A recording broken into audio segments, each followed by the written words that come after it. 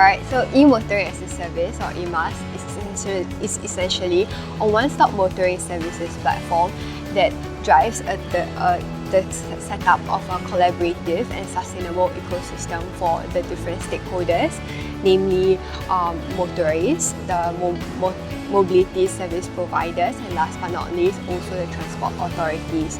So what we see globally is that electrification and digitalization are twin trends that are changing how people move in cities globally. But however, this leads to a new set of challenges for our stakeholders.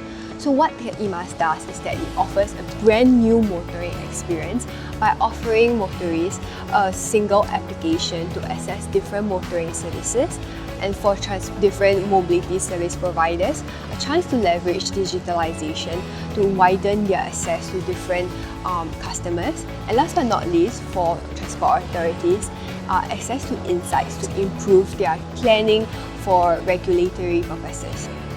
How does e-motoring as service accelerate vehicle electrification? So electrification brings about a more sustainable cities. However, a lot of countries presently, they are implementing incentives for the adoption of electric vehicles, but a lot of companies, they still face challenges in making the shift. And this is because charging takes time. So it's unlike the traditional internal combustion engine where vehicles can just pump the petrol and go. Companies are concerned about the impact on their operations, their business, and also their driver's schedule. So what EMAS does is that it offers drivers and companies access to information of chargers and also charger information on the go, so that not only are they able to plan their operations in advance, they are also able to improve the operational efficiency. In the long run, what EMAS aims to also do is to provide them insights to improve their businesses. Besides driving electrification for fleet operators, how can e-motoring as a service benefit motorists and motoring service providers? Alright, so the core value proposition of EMAS is to provide seamless convenience for its stakeholders.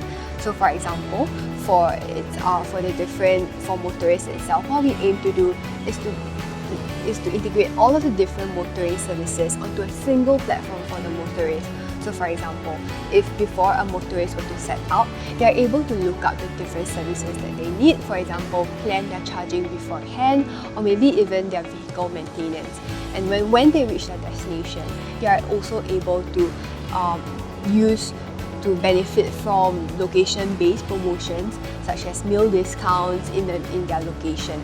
So this provides a seamless convenience for them. So this is also a problem that we have identified according to user studies, where currently a lot of motorists express dissatisfaction at having the need to access different applications just to search for the motoring services that they require. So obviously, to provide a better motoring experience, we also require a variety of different service providers. So this would include parking operators, charge point operators, and also maybe even vehicle maintenance companies. So what EMAS does is that we allow for faster onboarding of these customers, and not only would they be able to have an overview of their operations, they are also able to quickly harness digitalization to get access to new and a larger pool of customers. So for example, for charge point operators, what they are able to do is to view, monitor, and also manage their charging network so as to drive a better service level and uptime, and leading to an increased customer satisfaction for their users. How does the e-motoring as a service approach meet a city's needs for a more sustainable future transport ecosystem? So EMAS also has a wealth of data and insights that can benefit authorities.